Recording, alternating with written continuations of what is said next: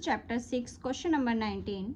The figure shows 9 identical rectangles fitted together to make a large rectangle whose area is 72 centimeter square. Find the perimeter of each small rectangle. इस question में हमें एक figure दे रखी है जो कि 9 identical rectangle से मिलकर बनी है और वो क्या बना है, एक रेक्टेंगल बना है, एक लार्ज रेक्टेंगल बनता है जिसका एरिया है हमारे पास 72 सेंटीमीटर स्क्वायर दे रखा है। और क्वेश्चन में पूछा गया है जो स्मॉलर रेक्टेंगल है ना उसका पेरीमीटर क्या होगा।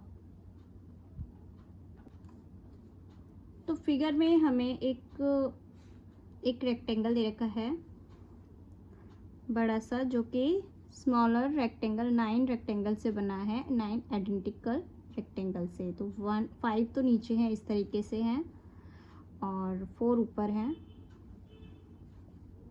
1 2 3 एंड 4। ठीक है, तो लेट कर लो छोटे वाले रेक्टेंगल का जो लेंथ है, ये लेंथ है। ठीक है, कुछ रेक्टेंगल, ये जो छोटा वाला रेक्टेंगल को आप इस तरीके से रखो। मान लो ये एक रेक्टेंगल है, छोटा रेक्टेंगल, ये देखो यहाँ पे रख लिया हमने, इस तरीके से हमारा छोटा रेक्टेंगल।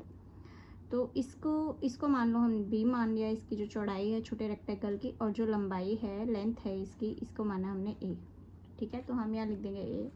अगर ये a है तो जो सारी जो लेंथ होगी छोटे वाले रेक्टेंगल की a हो जाएगी और इसकी जो हमने चौड़ाई है, ब्रेथ है, उसको हमने मान लिया b। ठीक है, तो अगर ये a है, ये b है, तो ये क्या होगा, ये a होगा और ये b होगा। ठीक है, ये b है तो ये सारे क्या हो जाएंगे, b हो जाएंगे। ठीक है, तो नाउ क्या करना है हमें, क्वेश्चन नंबर 19 में लेट करना है। ठीक है, late length of small rectangle.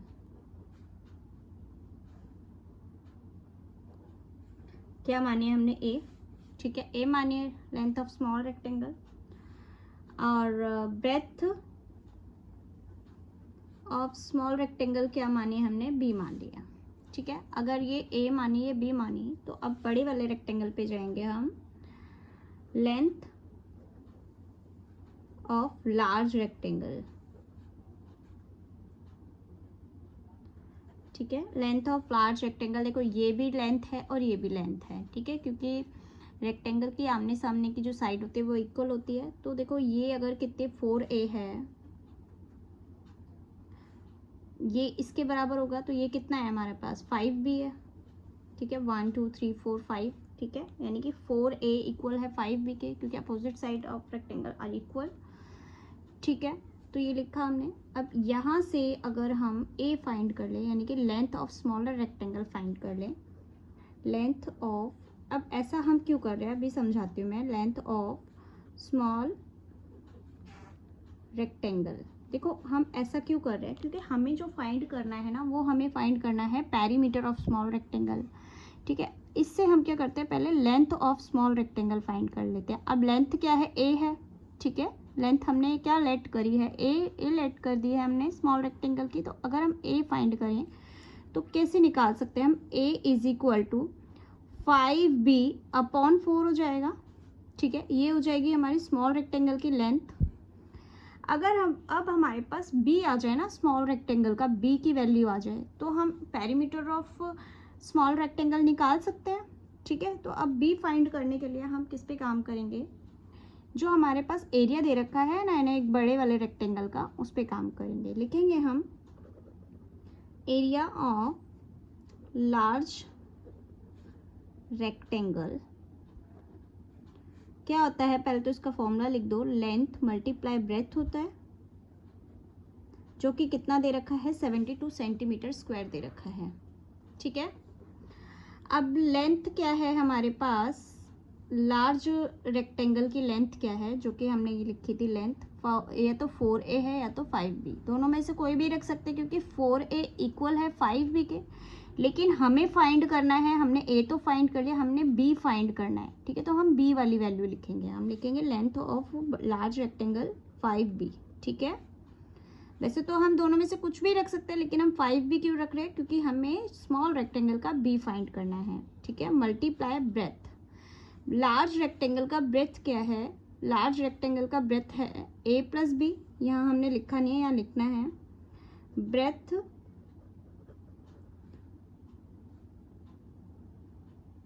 Length of large rectangle, यहाँ लिखना है ब्रेथ ऑफ लार्ज रेक्टेंगल, यहाँ लिख दो, अब कोई नहीं, large breadth of large rectangle A plus B, ठीक है। यहाँ से देख लो, ये जो ब्रेथ है वो ए और बी को मिलकर बन रही है, तो ये हो गई हमारी ब्रेथ।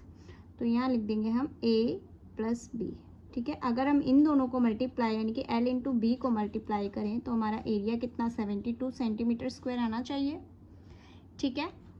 अब यहाँ पर देखो, अगर हम ये हमने किस लिए रखा था, बी इसलिए रखा था ताकि लास्ट में हमारी बी की वैल्यू आए, लेकिन यहाँ तो ए भी है। अगर हम ए की जगह इस वैल्यू को पुट कर दें, A is equal to 5b upon put कर दें, तो सारी डिजिट क्या हो जाएगी, हमारी बी वैल्यू हो जाएगी, सारी वैल्यूज।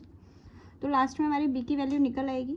तो बस हमें वही करना है यहाँ पर, 5b मल्टीप्लाई ब्रैकेट में लिखेंगे हम, ए की जगह हम क्या लिख सकते हैं, ए किसके बराबर है 5b अपॉन 4 के, तो 5b अपॉन 4 प्लस b, ठीक है, 72। अब ये सॉल्व हो जाएगा, इसको सॉल्व कर दो, पहले ब्रैकेट है तो पहले ब्रैकेट सॉल्व होगा, तो ब्रैकेट वाला सॉल्व करेंगे तो 4b हो जाएगा, 5b plus 4b upon 4 is equal to 72।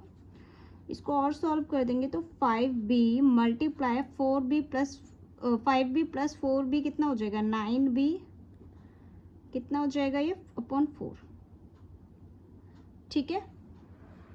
अब इसको और सॉल्व कर दो, इज इक्वल टू 72, इसको और सॉल्व कर दो, 5 9 से कितना होता है 45b स्क्वायर, b से b multiply b square upon 4 is equal to 72, ठीक है। देन अब क्या करेंगे हम, b स्क्वायर को यहीं लिखे रहने देंगे। अब जो 4 है वो 72 मल्टीप्लाई हो जाएगा एंड 45 कहाँ इसके नीचे चला जाएगा, ठीक है। अब इसको काट दो, 9 8 ज़ा 72, 9 5 ज़ा 45, ठीक है। तो जो हमारी बी स्क्वायर की वैल्यू क्या आ जाइए, 8 मल्टीप्लाई 4 अपॉन 5, यही है ये, ठीक है। अब जो बी स्क्वायर है क्या आया है, 8 मल्टीप्लाई 4 अपॉन 5 है। अब स्क्वायर हट जाएगा तो वो क्या बनेगा, स्क्वायर रूट बनेगा। तो हम लिखेंगे b is equal to square root 8 multiply 4 upon 5, इसको देखो और फैक्टर कर दो, ठीक है, 8 के और फैक्टर कर देंगे तो क्या निकल के आएगा, 2 मल्टीप्लाई 4 कर दिया, 8 को फैक्टर कर दिया, 2 मल्टीप्लाई 4 और ये वाला 4 अपॉन 5, तो बाहर क्या निकल के आएगा, 2 4 हैं तो ये बाहर निकल के आ गया हमारे पास 4 और अंदर क्या रह गया 2 और ये वाला 5, ठीक है, 2 अपॉन 5, ठीक है। अब 2 अपॉन 5 को आप कैसे भी लिख सकते हो, देखो 2 ऊपर है 5 नीचे, डिवाइड कर देंगे तो पॉइंट यहाँ लग जाएगा 0 एंड 5 4 ज़ा 20, ठीक है। तो हमारी जो वैल्यू आई 4 अंडर रूट 0.4, ये किसकी वैल्यू है, ये हमारी b की वैल्यू निकल आई है, ठीक है, b की वैल्यू निकल आई है जो कि हमें चाहिए थी। अब हमारे पास b की वैल्यू भी है, हमारे पास a की वैल्यू भी है, तो हम क्या कर सकते हैं, पेरीमीटर ऑफ स्मॉल रेक्टेंगल निकाल सकते हैं। तो हम फॉर्मूला लिखेंगे यहाँ पर, perimeter of small rectangle to bracket में लेंथ प्लस ब्रेथ, यही होता है फॉर्मूला, ठीक है। अब स्मॉल रेक्टेंगल की जो लेंथ है वो क्या है, स्मॉल रेक्टेंगल की लेंथ हमने क्या फाइंड करी थी, 5b अपॉन 4 फाइंड की थी, तो लिख देंगे हम 5b अपॉन 4 प्लस, अब ब्रेथ क्या फाइंड करी है हमने, ये अब ब्रेथ जो है ना, अब इसको b ही लिखे रहने दो। देखो अब मैं ऐसा क्यों बोल रही हूँ अभी, क्योंकि यहाँ पर भी b है हमारे पास और यहाँ भी b है, तो यहाँ पे ना इसको कॉमन ले लो, ठीक है। तो कॉमन लेंगे यहाँ पर, तो लिखेंगे 2, अब b कॉमन ले लिया और अंदर क्या रह गया 5 अपॉन 4 और b तो कॉमन ले लिया तो यहाँ 1 बचा, ठीक है। तो हम यहाँ पर वैल्यू बचती है हमारी 2b, ये आ जाएगा 4 1 से मल्टीप्लाई हो जाएगा 5 प्लस 4 अपॉन 4, ठीक है। तो क्या आ जाएगा 2b और यहाँ आ जाएगा 9 अपॉन 4, ठीक है। अब यहाँ देखो, इसको सॉल्व कर दो, इसको और सॉल्व करेंगे। 9 2 ज़ा 18b अपॉन 4। अब b की वैल्यू रख दो यहाँ पर लास्ट में, जो ये वैल्यू है 18 मल्टीप्लाई 4 अंडर रूट 0.4 अपॉन क्या है 4 है, ये वाला 4 से 4 चला गया, तो हमारी जो वैल्यू बचती है वो क्या बचेगी 18 अंडर रूट 0.4। ठीक है, ये हो जाएगा हमारा पेरीमीटर ऑफ स्मॉल रेक्टेंगल। ठीक है, आई होप आपको ये क्वेश्चन समझ में आया होगा।